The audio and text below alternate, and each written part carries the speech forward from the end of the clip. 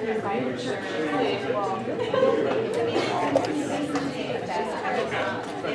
welcome everybody. It is 7 o'clock, so I'm a prompt person and I'd like to get started on time so we can end on time tonight. Welcome again, and this is the third year for the event, and I'm most pleased with the engagement of everybody that showed up tonight. I think that says a lot. Thank you for caring about the issues of our school. I hope you picked up a copy of the candidates' biographies upon entering. They're over there. If not, you can get one on the way out.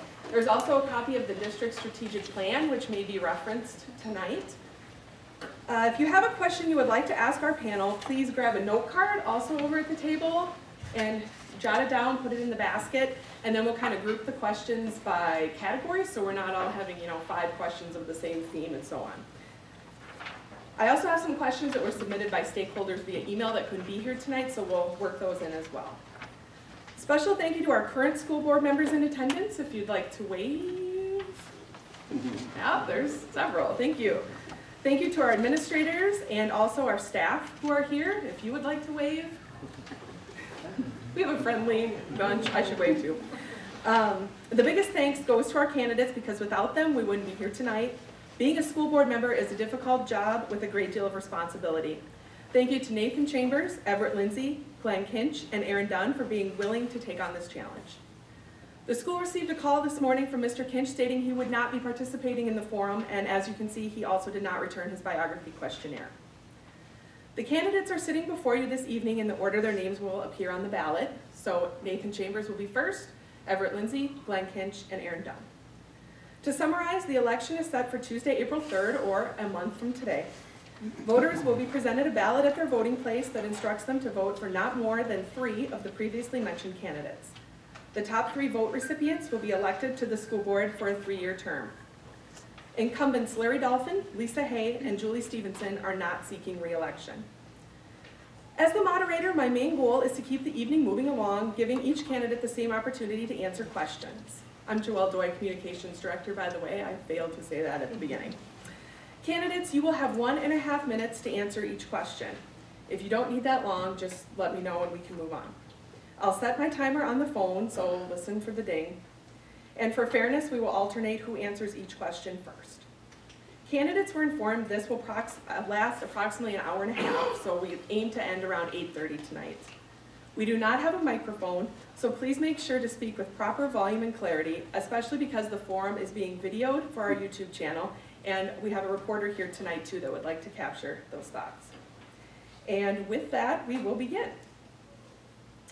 We will begin with Mr. Chambers. The first question is, what motivated you to run for the school board? Well, I apologize if I'm a little shaky. I'm not a public speaker.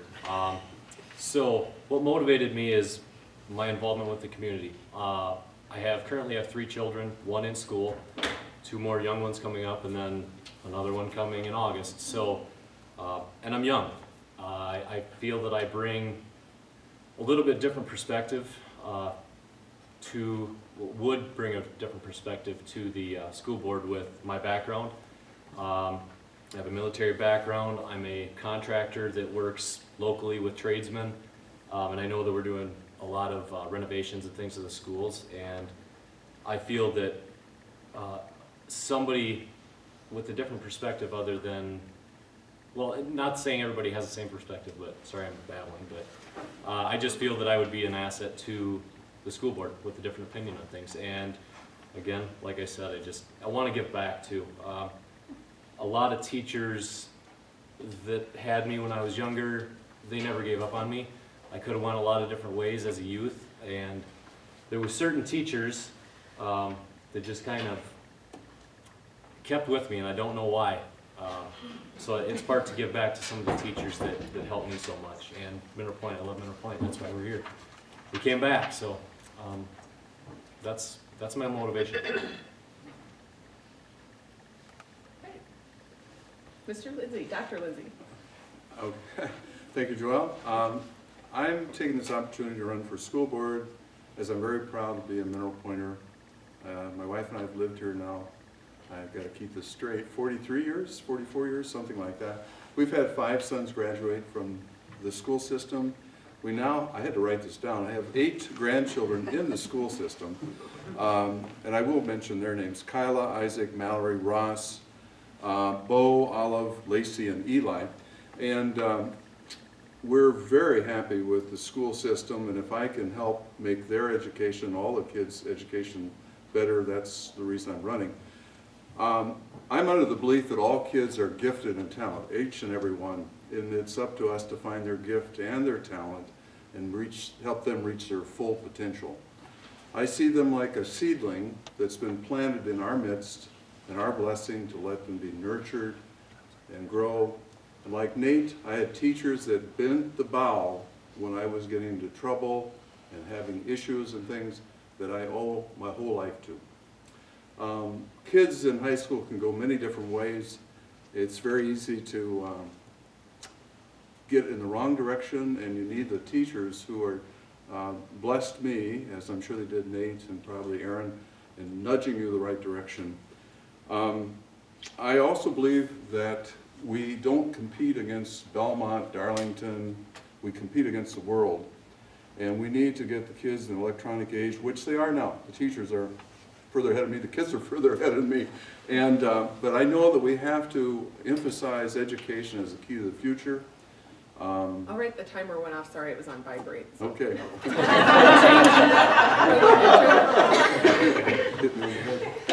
Dr. Dunn, your turn. Great. Hi. Well, you're going to hear some recurring themes, I think, from the three of us here. But basically, I'm motivated to become part of the school board simply because, you know, my wife and I, our family, we're invested in this community. And, you know, a thriving community has a thriving school district. And when we moved here 12 years ago, we didn't know a single person in Mineral Point, not one person. And 12 years later, we're in the same house, the same neighbors. You know, I've been embraced as people's personal physician. You know, we've been welcomed as a small business right downtown. And as a result, you know, we now call Mineral Point our home. And I feel like the town has given us so much, you know, to make this our home and the place where we feel proud to raise our kids and where we're going to be for a long time. And I feel like this is just a small way for me to give back, give my time, and become part of this community effort to support our schools. You know, schools are a unique place where you got the community and the people and the administration all working towards one goal to help our kids move forward and be successful in the world, as Dr. Lindsay, you know, eloquently put. That would be it. Okay, thank you. Our next question. If you were elected, what is one improvement to the board you would like to see made? And we will begin with Dr. Lindsay. Oh, I'm a newbie, as you all know. I've not been on the school board. I just recently started watching some of the school board meetings. That's a difficult question to answer, but I would think having more public input would be important, probably at the meeting specifically, and I would want all decisions with a great deal of transparency. There's some things I feel that could be done somewhat better there. I think you know, I don't want to say that the school board hasn't done this job, but I think there has to be a great emphasis on a collaborative basis between the community, the school, and the kids, and that would be something I would emphasize. That's all I can say right now. Thank you. Dr. Dunn? Just to dovetail on Dr. Lindsay's point about transparency, I think just the other thing I would add that I'd like to see improve with the board is just a spirit of collaboration. You know, if anyone's, you know, been participating in board meetings at the school district, you know that sometimes there's circuitous ways, you know, to make some decisions sometimes, and I feel like certain issues, especially things that may seem about things that have a lot of detail could maybe be sorted out outside of a regular meeting. And I think that maybe if we use more committees to sort out maybe the more detailed aspects of some school board topics, might make a regular board meeting go a little more smoothly. We might be able to hit more topics that the public maybe want to hear more about. And they may not last as long, which would keep everyone more engaged. So when I come to the board, I'm going to encourage all the members to focus on one goal, and that is to try to do what's right for the school district. Focus on the strategic plan that's been given us by the community. And although we may have different ideas and we may vote differently, the goal is the same, and the conversation is based on that goal. Oh, I said stop. Okay, thank you. And Mr. Chambers. Well, the third guy in this, we all kind of sound the same. Definite transparency, and a step further with inviting the public is actually reach out to certain individuals instead of a whole. Reaching out to the community, maybe we need to specifically reach out to a person of expertise in our own community, because they are invested in this community as well. So if there's an excavation job that needs to be done, or something else, or a question on something that a doctor may be able to help that's right at home in our community, and I think they do. I haven't been to a lot of meetings, I'll be honest there. Is just that step further is trying to keep things in-house as much as we can, because all the decisions affect our community. They might not affect somebody from Dubuque or from Madison or from Middleton, but they do affect the people here. So that would be one of my things. And then kind of like Dr. Dunn said, to second that, is to streamline things and get things running smoothly, because if you're sitting in that meeting for 5 hours, you might start to lose interest, and just it's going to be hard. So streamline things, important things for sure, and kind of go from there. That's it. Thank you. Dr. Dunn, this one is coming your way first. What roles should school board members have in the day-to-day operations of the district?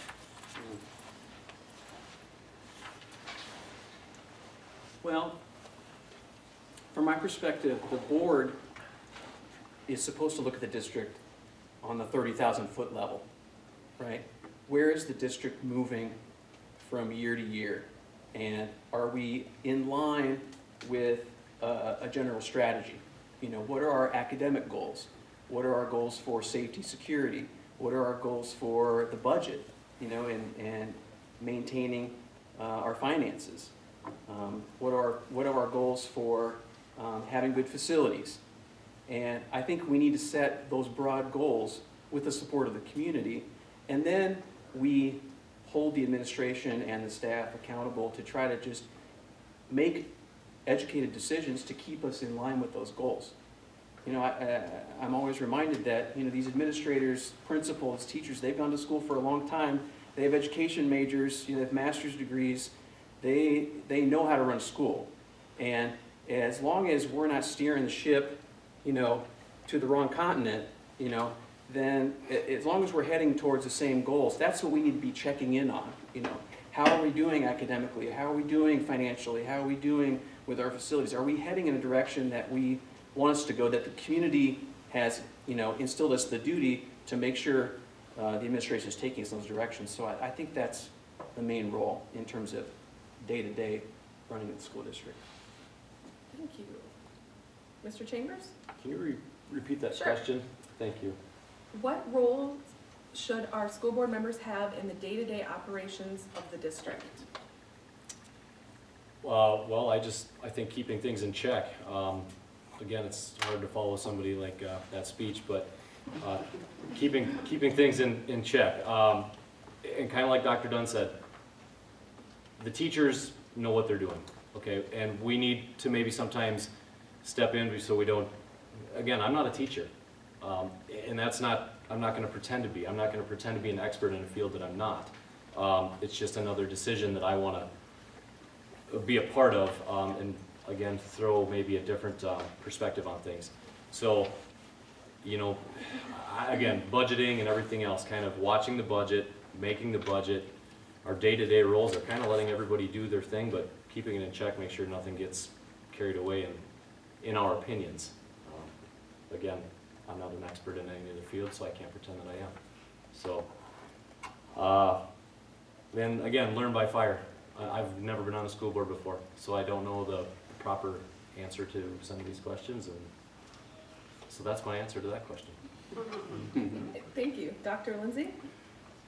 Well, on the day-to-day basis, I think we shouldn't micromanage. We, as school board members or potential school board members, are the people that have employed the superintendent and the teachers to educate our children. I think that we'll have to be data-driven, savvy, look to make sure there's accountability. Just like Aaron said, it'll be the global view. We want to make sure that we're buying the best and getting the best for our buck. Will be important in budget and negotiations. I think we'll be asked questions about facilities. I would particularly look to Nate. I think he's absolutely right about having local people look at the facilities issues too. They're the ones that live here, their kids go here, they should have a shot at the facilities. I think we as board members have to commit to higher visions, perhaps even higher than the board or than the teachers and the superintendent. We have to be looking beyond what they're looking at as they're running the school day to day. That would be my answer. All right, thank you. Mr. Chambers, this is coming to you first. And if the Wisconsin legislature were to allow schools to have their own control regarding guns in school or arming teachers, where do you foresee yourself siding on this issue? Well, before the guns come into the schools, if they're allowed, I think we need to focus on mental health issues and go that route would be my suggestion and my thoughts. And as far as the guns in schools, I'm a military man. I am for arming certain personnel. If that personnel requests it, and if they take an extensive training course, and they're not foolish about it, because in my eyes, I've trained for war. I've been to war. So I personally know how to stop a crazy individual with a weapon. And nobody ever wants to be put in that situation, but people are. And if it were me in the school, carried, I mean, again, a certain individual would have to have the right and take an extreme course. Because to me, there's a fight or flight. And I know the majority of people are going to flight and run, and there's nothing wrong with that. But at the end of the day, with one armed cop in the school, to me that doesn't cut it. And there's no price on a child's life. And I mean, say you get your kids in a classroom and you lock the door. What if that guy gets into the classroom? What are you going to do? All right, Dr. Lindsay? I'm opposed to guns in schools. I don't see where having more guns in society is going to make things better for anyone. I am a gun owner. I'm a former NRA member. I'm a hunter. But when I think back to the teachers I had, Lord knows there might have been some that have been able to be armed and so forth. There's so many things on that worry me. It's like, where do you keep the ammunition? What if a kid grabs your arm while you're armed? I'm opposed to armaments in the school.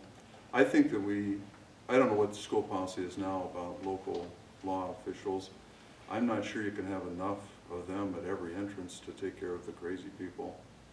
I'm sure this is going to be a long-term debate on this issue for our country, but I'm opposed. Dr. Dunn? Mr. Chambers and I were on the Mineral Point School District Safety Committee that took an analysis of all the vulnerabilities the school district has for any safety. That includes an active shooter, that includes suicide, which is the #1 killer of students nationwide, transportation issues, and the school safety report was given to the board this summer and is available for all of you to review. And just to summarize what all the things that could be done more effectively and more cost efficiently, there are basically 3 things. One is prevention, okay? We need to do a better job of identifying kids that are at risk for being depressed, suicidal, agitated, having violent behaviors, and being able to identify those kids and get them the mental health they need so that they don't go home, watch YouTube, find a gun, and start making a plan. There's already a lot of mental health risk identifying preventive measures being taken at the school right now. There's a mental health staff person that's been contracted with the school who is on site at least 1 day a week at either the elementary school or the high school. I think that we should expand that so that we have mental health resources for all the kids, and we need lockdown drills, active shooter drills at every site. Second thing is we need to secure the grounds, okay? There are too many open doors in these schools, and we need one entrance and everything else needs to be locked. And if you want to hear more of my points, you can ask me later. All right, thank you. Dr. Lindsay, your turn. The board formed a committee to study elementary capacity and accessibility. What, if anything, needs to be done to address these concerns?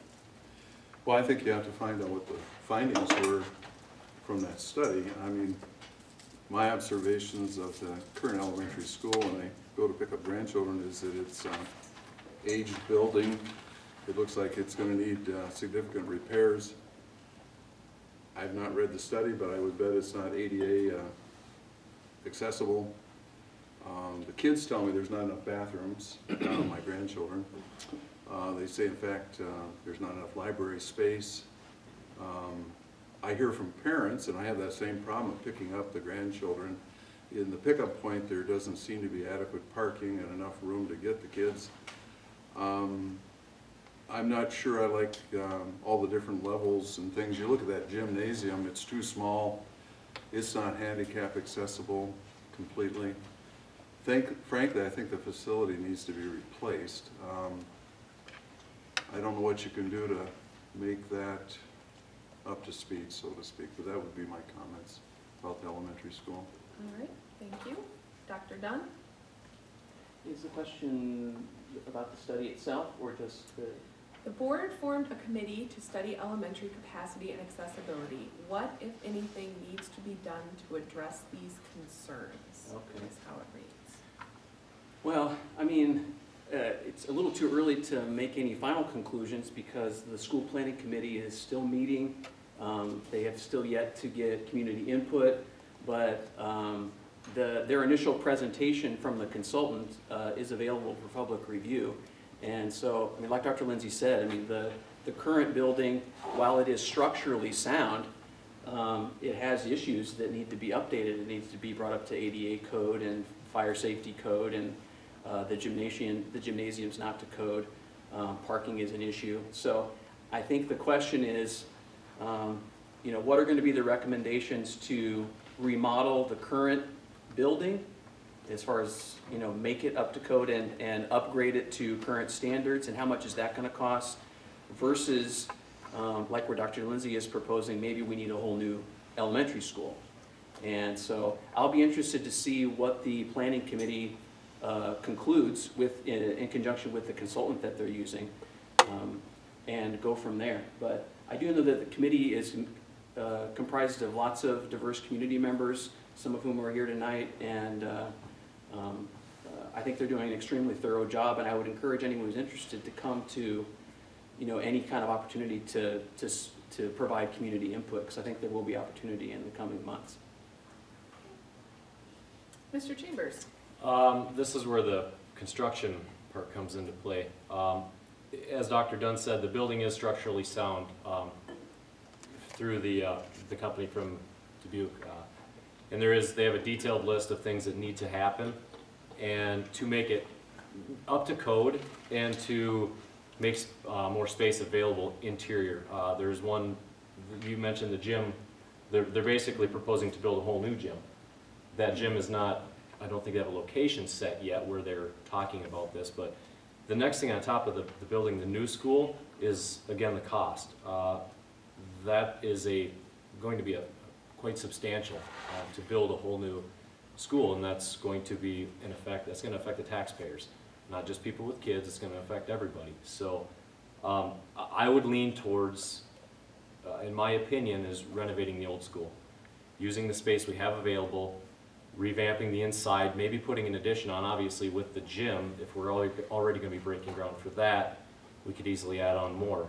And the parking is obviously an issue, and I think there's been proposed plans to, reroute traffic and establish more parking, especially now that the old football field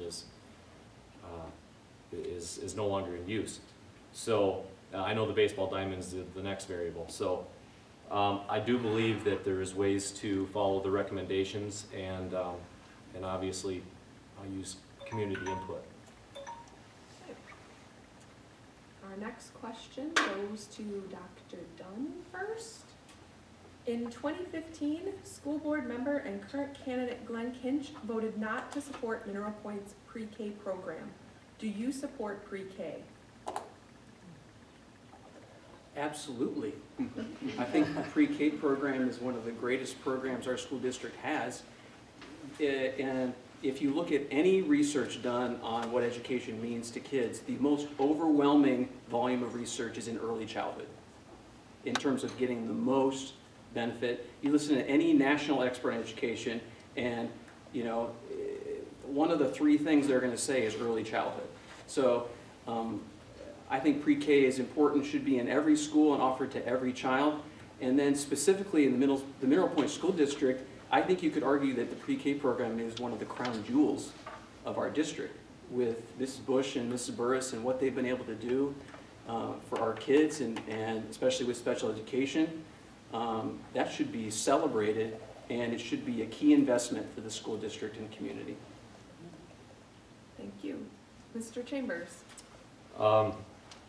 Yes, I am all for pre-K. I don't know all the statistics, but common sense tells me and shows me with children in the program, one so far, that it's a good thing. It helps with social skills. It helps with just learning skills and gets them away from mom and dad for a while so they can, well, again, build social skills. To me, that's just a common sense program that the earlier we teach these kids, they're sponges. And you know that, just everybody with children knows that. They pick up on things, and it's good for them to pick up. Again, I keep saying it, but social skills is a huge thing that I think some of the older kids lack. And I think the more we push that pre-K and get everybody on the same page, I'm for it. I'm for pre-K. Dr. Lindsay. There's nothing more to add. I would agree 100% with these guys. It's not even something I would even question or give more thought to. It's a great program. Keep it going. All right. The next question comes to Mr. Chambers first. What do you believe the relationship between the board and the superintendent should be? Well, I believe it should be a good relationship, an honest, open relationship. Again, I bring back past experience. We have the chain of command, okay? So that's the way things go. But everybody needs to keep each other in check too, where, if the superintendent has a problem with the board members, he needs to be open about it and speak about it and bring the issue in front of everybody. And the same with board members, even bring it down farther from teachers up to the superintendent.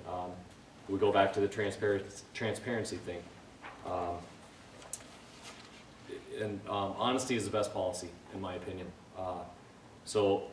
And I'm not saying anything, I'm just saying that's my, I am saying that's my thoughts on it, I guess. I'm just, I'm not referencing anything is what I'm trying to say. I believe that it should be an open relationship and everybody keeps everybody in check. Okay. Dr. Lindsay. Well, I think the school board represents the community, and the community that they represent is the students and the public. The superintendent, not to belittle them, but they're hired by the school district. And the superintendent, I see as having kind of the goals and visions and the ability to lead day to day. We can't micromanage them. I think we should be collegial, as Nate said, very honest. I'm hopeful that Luc Francois will continue to bring new ideas to us and that we can give him our new ideas. I think it'll be a give and take. It won't be always where we agree. And that's what I think our relationship would be with any superintendent. Thank you. Dr. Dunn? Well, again, just to dovetail, I mean, the board has a responsibility instilled by the community to make sure the superintendent carries forth the strategic plan and the goals laid out by the board. So, you know, we basically tell the superintendent and advise the superintendent, we want the school to go this direction. And it's our job to hold the superintendent accountable to meeting those goals, or at least making progress in that direction. So, you know, I think while the superintendent should be left to the day-to-day work and how to get that job done using his expertise with, you know, all of his training. But at the same time, we need to be, you know, getting reports from the superintendent on a regular basis. How's it going? How are we doing on this front? Are we heading in the right direction on this issue? And so it's a matter of, you know, being able to hire someone who's qualified and competent to do the job, giving them directives that make sense and that are you know, approved by the community, and then hold them accountable. So it's certainly collaborative. It should not be an antagonistic relationship. Thank you. I'd just like to remind anybody that if you would like to ask a question, Angie can give you a card and a pencil, and you can write it down if anything's hit you during this time, so just raise your hand. She'll watch for you. Otherwise, I have some more. This one goes to, who had the last one again? Nate, I think right? Yeah, you got it. Sorry. So, Dr. Lindsay, speaking of the strategic plan, what would be a focus area for you in the two strategies of the strategic plan? Well, quite honestly, I'm going to have to get more familiar with the strategic plan. And I would have to, frankly, beg off of that one because I don't think that I'm qualified yet to comment on the strategic plan. Okay. Dr. Dunn? Okay, well, some of you might have a copy in front of you. There's basically two strategies. One is academic innovation and independence. If you look in the details there, I think a lot of it is, that's on a staff administrative level in terms of how to be academically innovative. So I guess I would just want to highlight technology integration, specifically like a Project Lead the Way type program, getting students career ready when they graduate. I think those are good initiatives. Strategic 2, I think, applies more to board members, talking about community engagement, building trust.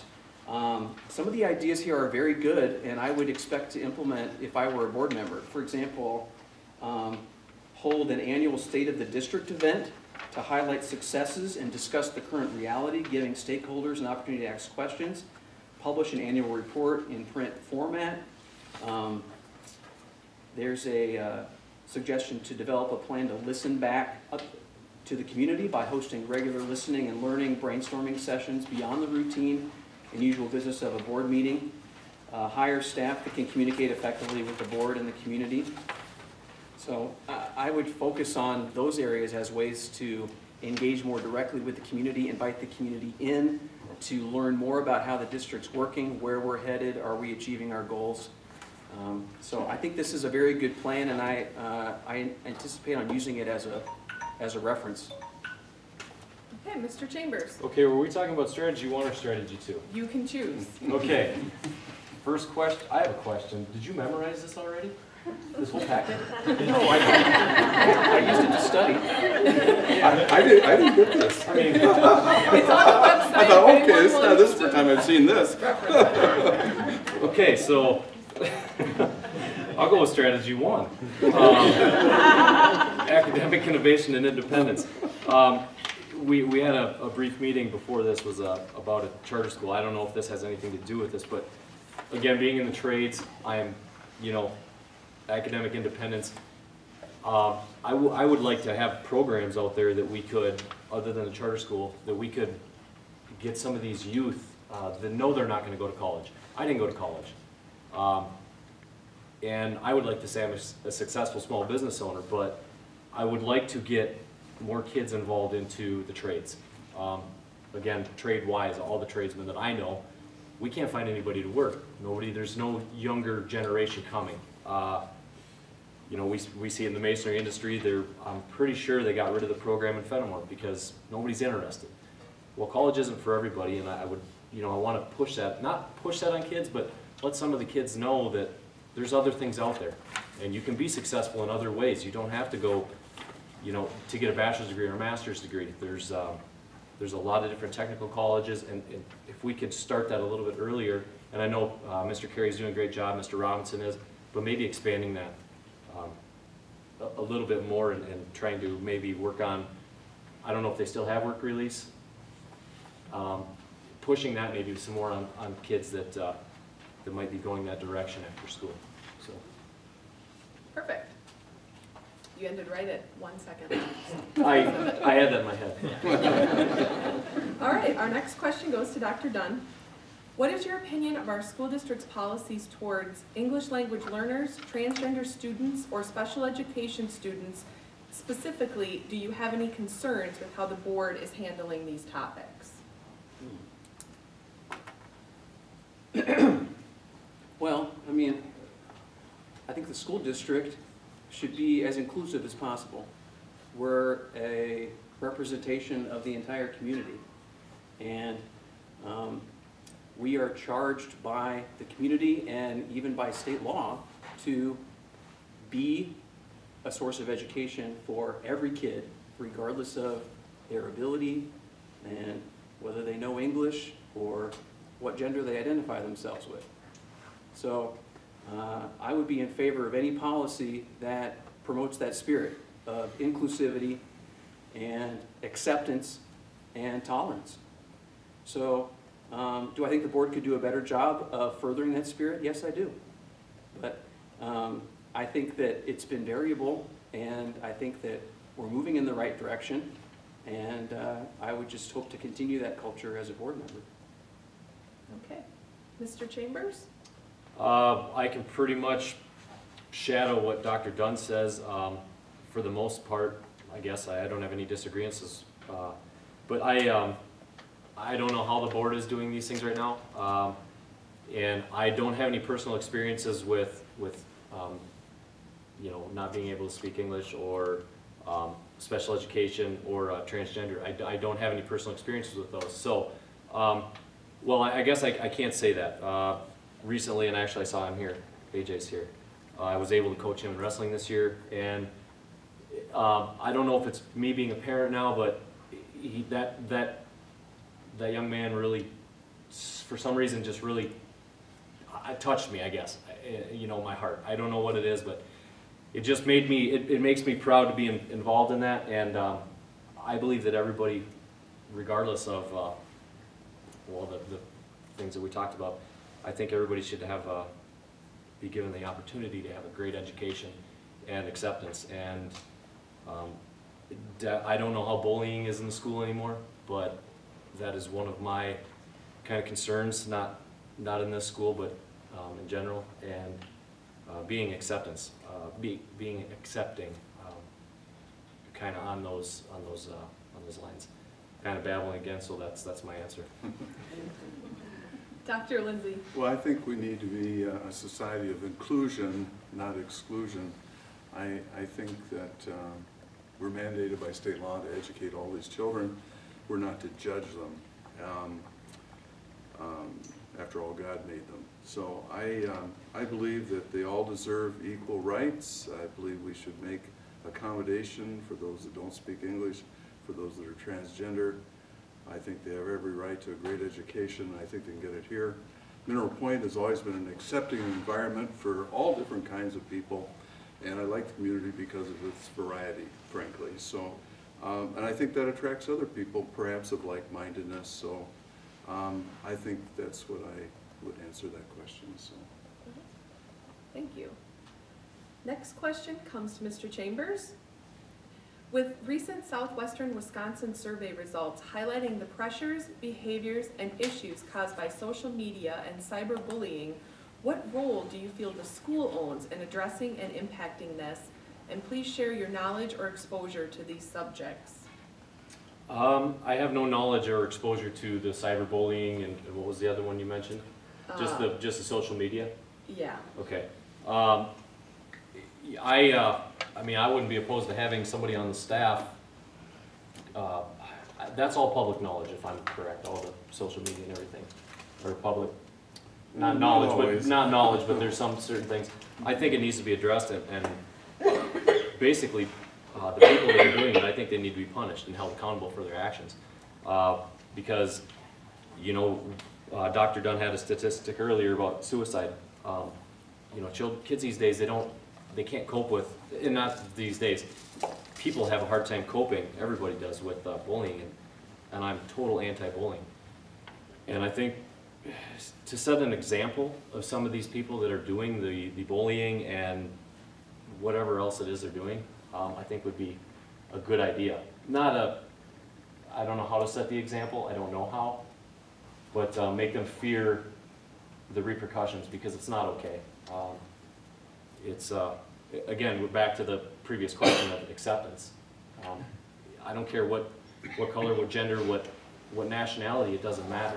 We're all humans, and nobody deserves to be bullied. So that's my answer. All right. Dr. Lindsay? well, I'm not going to mention a particular member of my family, but you know, the kids have cell phones and social media, and I think one of the things I see as a parental control is you can have all the messages come across on your computer so that you get oversight.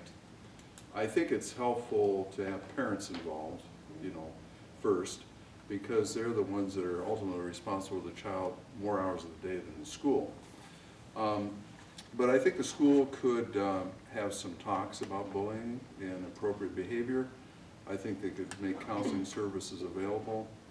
Sometimes, rather than just having a door open for counseling, maybe to have kids come in and schedule when they have privacy and say, are you having any issues?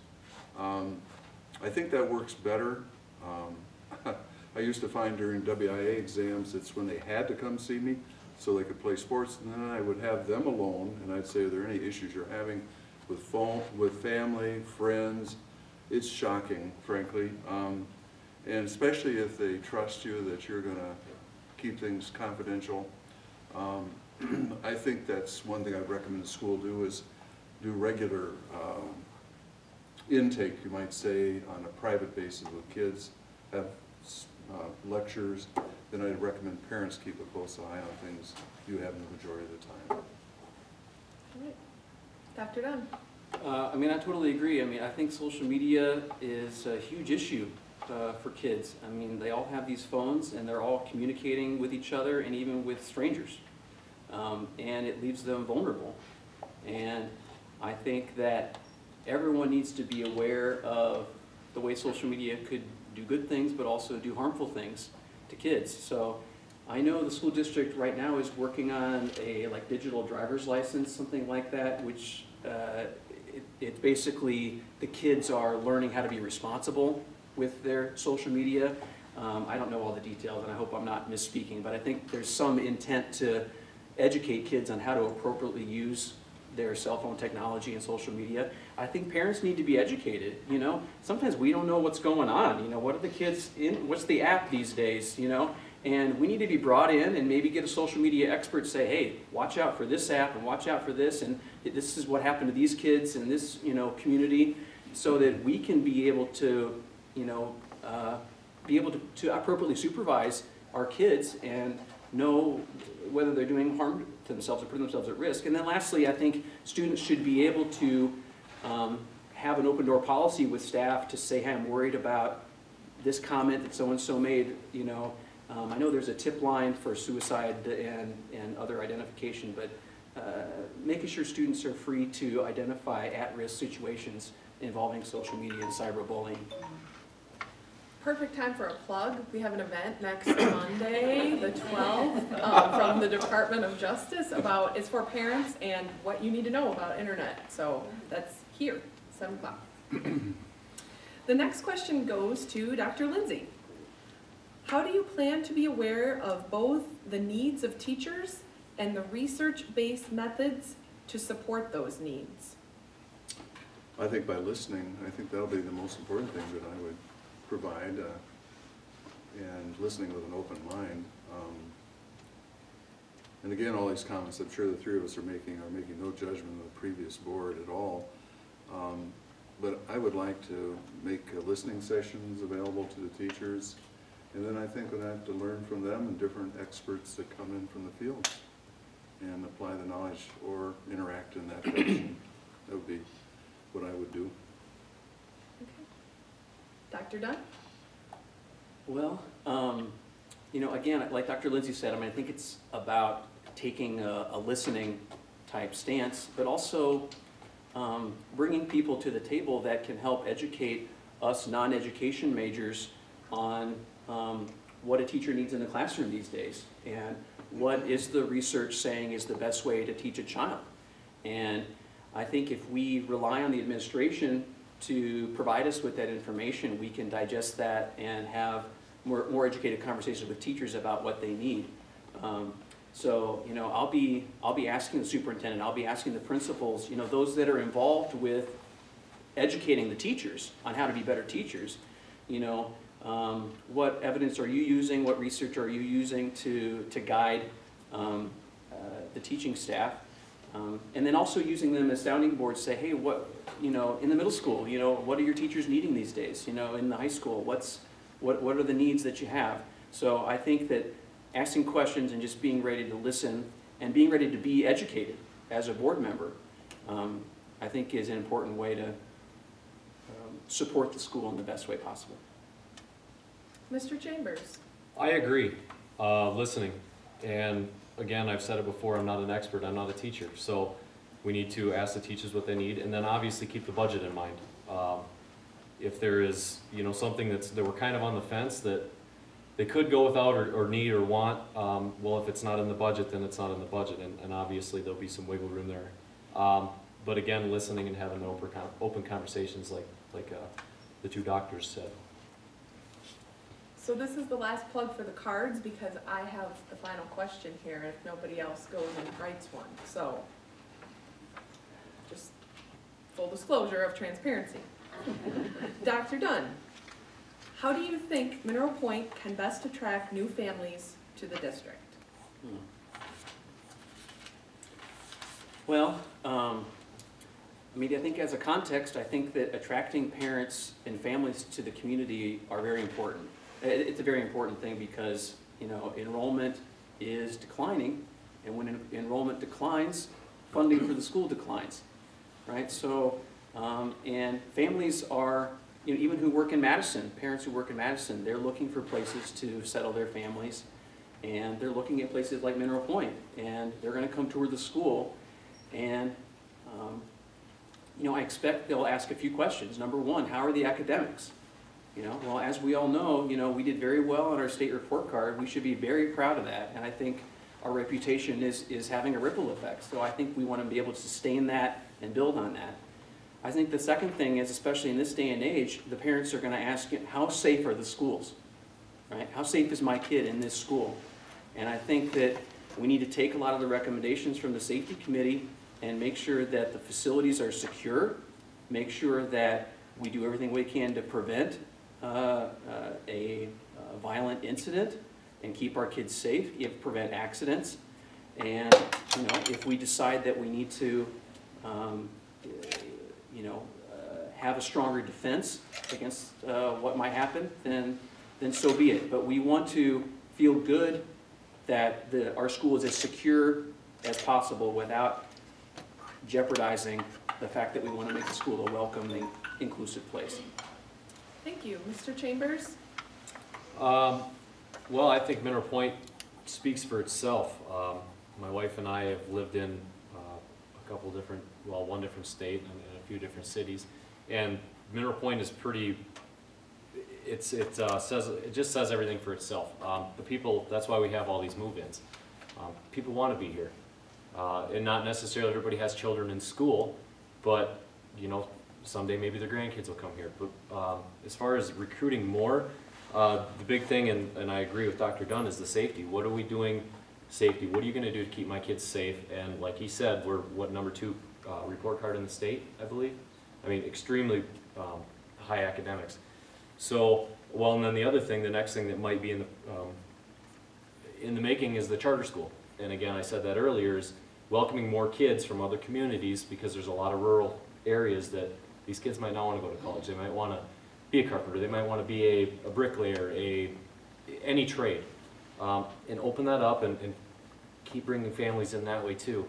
Sprucing up the elementary school is going to do a lot if we do that. If we redesign, reconfigure, make that more inviting, or you know, if it does come to it that we have to build a new school. But keep all that, keep our progress going, but do so in a mindful and budget-minded way, and I think people will just keep coming. So that's my answer. You guys are getting pretty good at this. So, Dr. Lindsay. Well, 40 plus years ago, we came looking at this community, and you might say it had a list of things that we were looking for. It was a welcoming community. It was a good school district even then, we felt. I think for the future, you're going to need to have tremendous internet access. Almost all of my sons spend hours on the internet and the computer. So the community per se has got to get wired more so than it is, much more. The school excellence, #2, you can't beat that, really. I mean, I always think you should try to be #1. So I think nudge a little higher. It'd be nice to have a welcoming booklet to the community and to the school, and perhaps the school has it, I don't know. But a welcoming book would be like, welcome to Mineral Point School, here's our academic record, here's our school safety program. I have a little problem with the safety issue in the sense that I don't want the school to be a fortress. I want it to be a welcoming place. I do agree with the single entry point. I just don't want to see us with guns sticking out of every window. I mean, that's nothing to laugh about as in the face of what's happened, but even when my wife and I left Milwaukee, we were having to go through metal detectors 40 years ago, just to give you an idea. Unfortunately, the spread of the disease is to all schools now with that, so school safety is extremely important.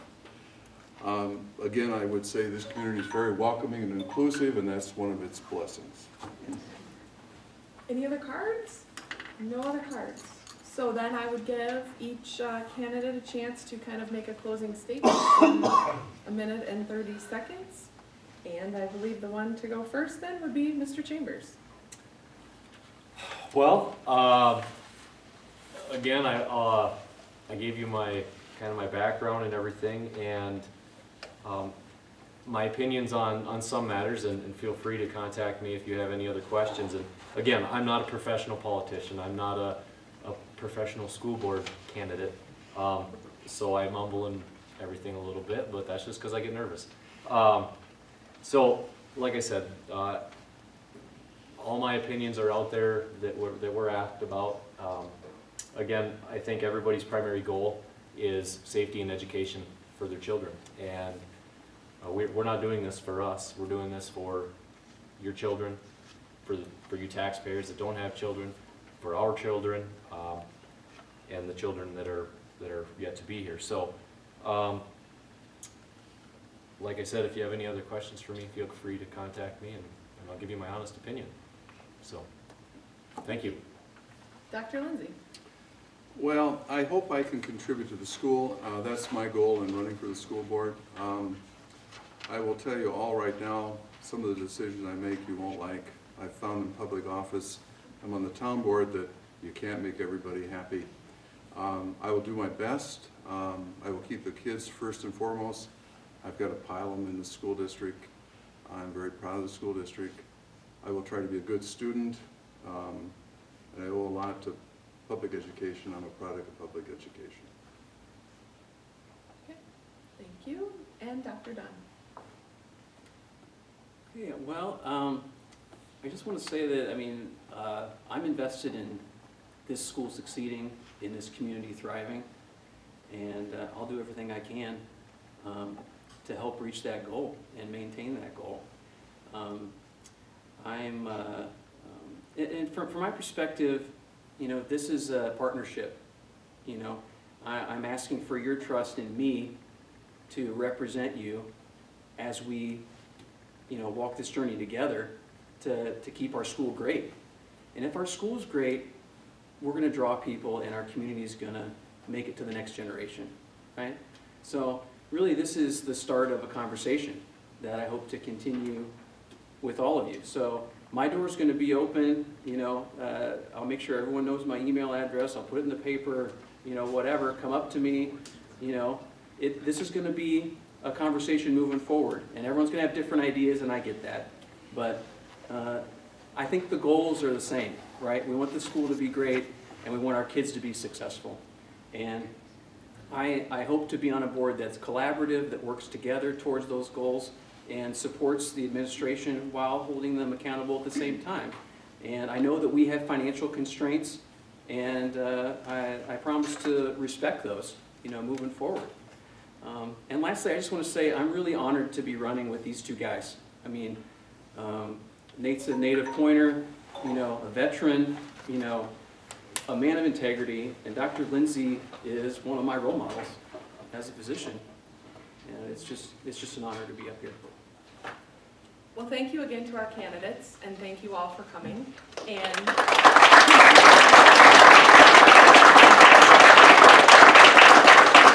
we have an election a month or 4 weeks from today. So thank you very much again, and I'm sure they'll stick around for a few minutes if you want to ask any other questions. Good job.